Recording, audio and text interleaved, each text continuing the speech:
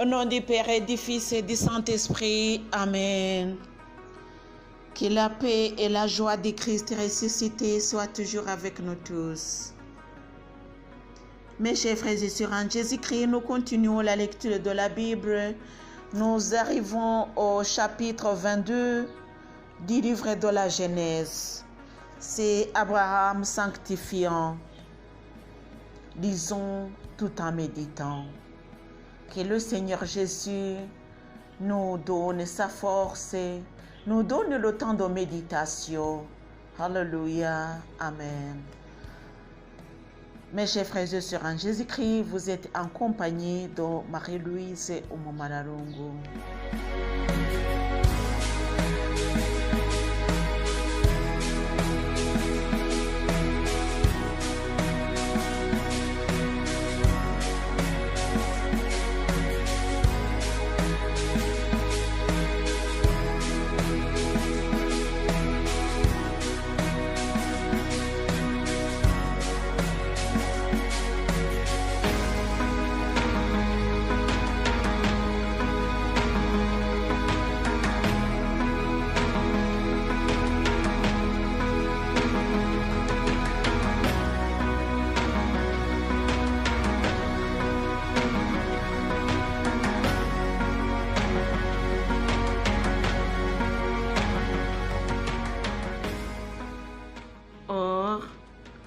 Après ces événements, Dieu mit Abraham à l'épreuve et lui dit: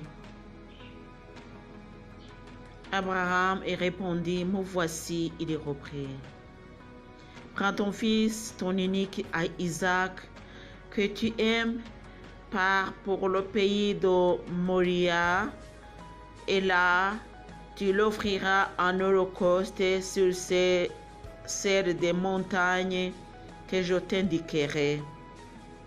Abraham se leva le bon matin, sangla son âne, prit avec lui deux de ses jeunes gens et son fils Isaac.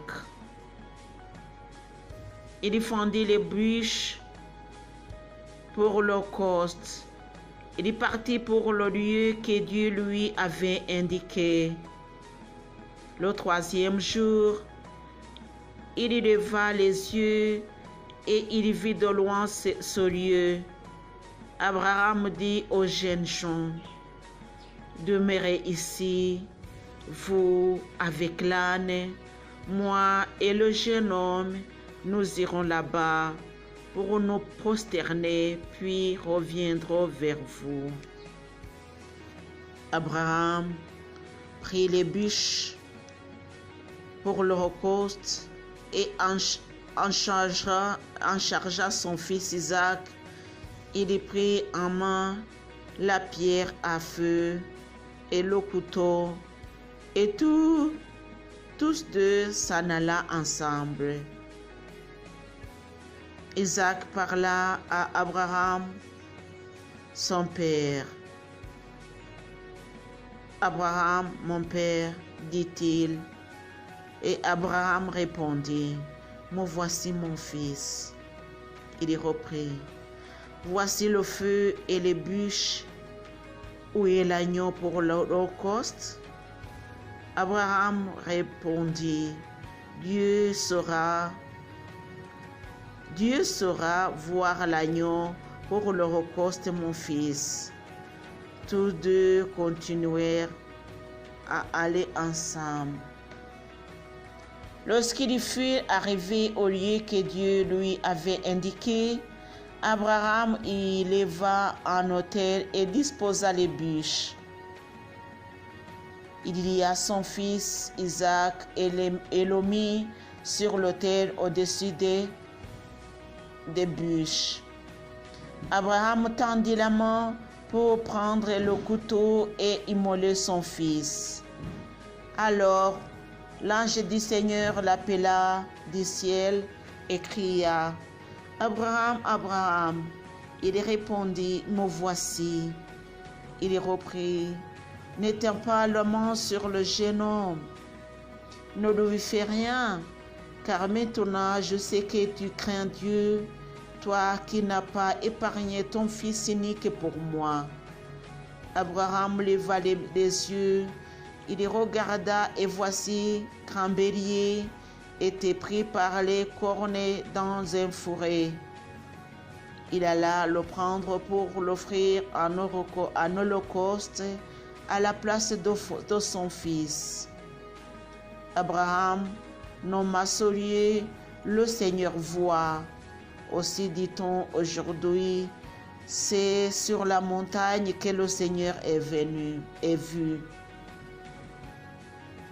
L'ange du Seigneur appela Abraham du ciel une seconde fois et dit, je le jure par moi-même, oracle du Seigneur, parce que tu as fait cela et n'as pas épargné ton fils unique, je m'engage à te bénir et à faire proliférer ta descendance autant que les étoiles du ciel et le sable au bord de la mer.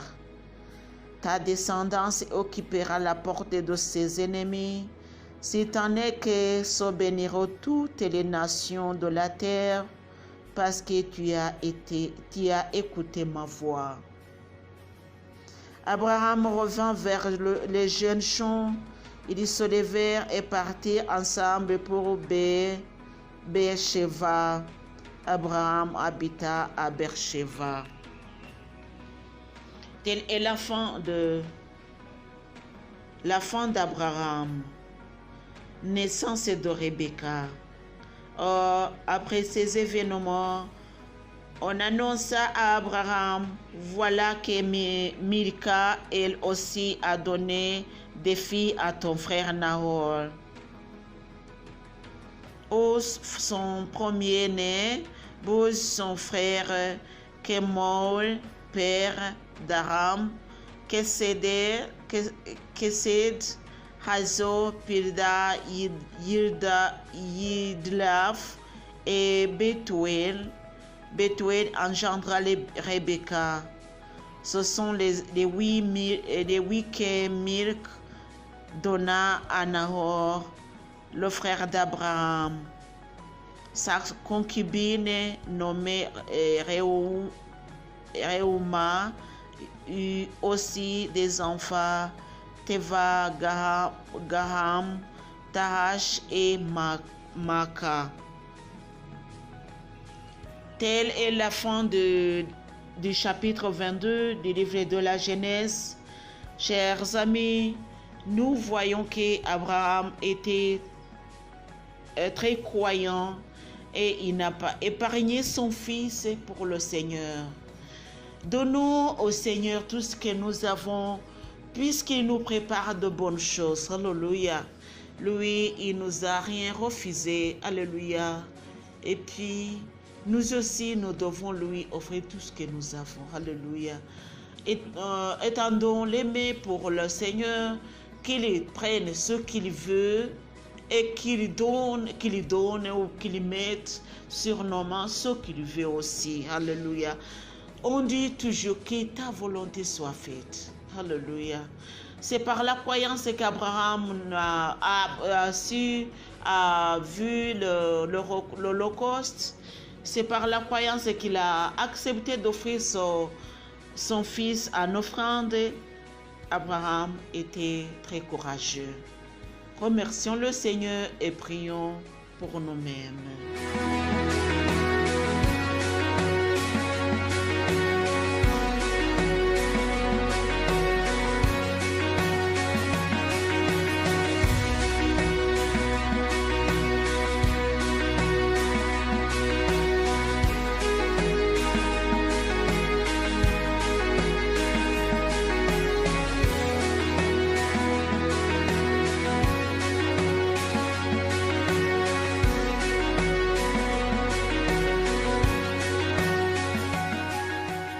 Continuons la lecture par le chapitre 23 du livre de la Genèse, le tombeau de Sarah.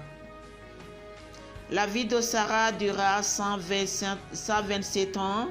Sarah mourut dans le pays de Canaan, à Oïria Arba, c'est-à-dire Hébron, Abraham vint célébrer les funérailles de Sarah et la pleurait.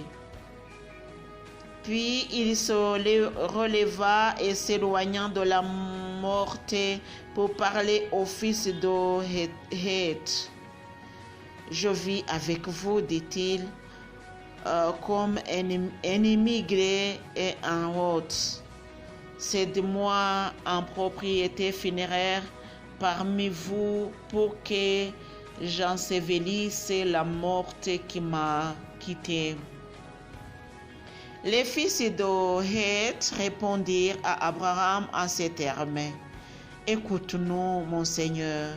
Dieu a fait de toi un chef au milieu de nous, ensevelis ta morte dans les meilleurs de nos tombeaux. À quand de nous t'interdira son tombeau pour la sépulture de ta morte. Abraham se leva pour se prosterner devant le peuple du pays des fils de Heth.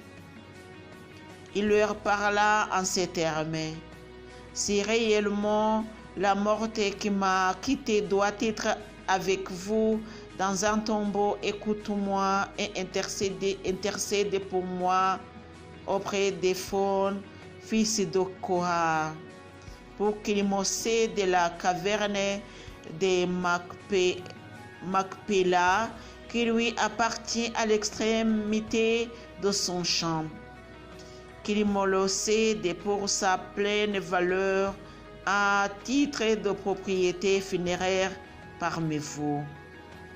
Éphron était assis parmi les fils de Heth. Éphron le Hittite répondit à Abraham au sud des fils de Heth, à savoir de tout ce qui venait à la porte de sa ville, et il dit: Non, mon Seigneur, écoute-moi.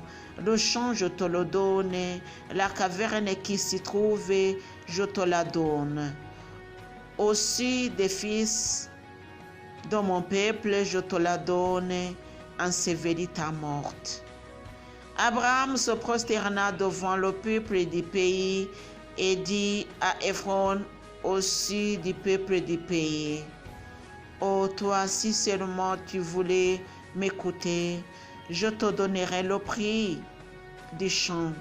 Reçois-le de moi, et c'est là que j'ensevelirai la morte.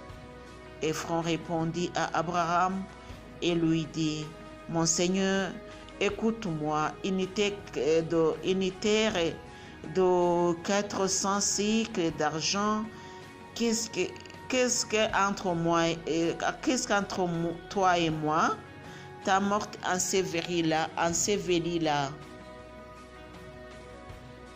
Abraham s'entendit avec Éphron, il lui pesa le prix que les fils de Heth l'avaient entendu déclarer, 400 cycles d'argent autour du marché.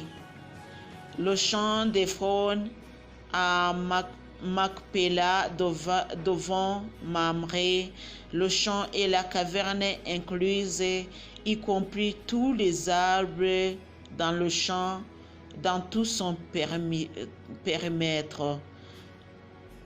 On a garanti l'acquisition à Abraham au vu des fils de Heth de tout ce qui venait à la porte de sa ville. Pourquoi Abraham ensevelit sa femme Sarah dans la caverne du champ de Macpéla devant Mamré, c'est Hébron au pays de Canaan. Le fils de Heth garantit à Abraham la propriété funéraire des champs et de la caverne qui s'y trouvait. Telle est la parole de Dieu. Mes chers frères et sœurs en Jésus-Christ, c'est la méditation d'aujourd'hui. On voit que Dieu est toujours avec nous. Il nous donne aussi la sagesse. Abraham a insisté pour acheter la caverne pour enseverer la morte. Même si on donnait gratuitement, lui, il insistait pour acheter. Il y avait pourquoi. Plus tard, quand nous disons, nous verrons pourquoi Abraham a acheté cette terre. Que le Seigneur Dieu nous donne la sagesse, alléluia, qu'il nous donne aussi le courage de lui suivre, alléluia, en toutes circonstances. Que Dieu nous bénisse. Au nom du Père et du Fils et du Saint-Esprit. Amen.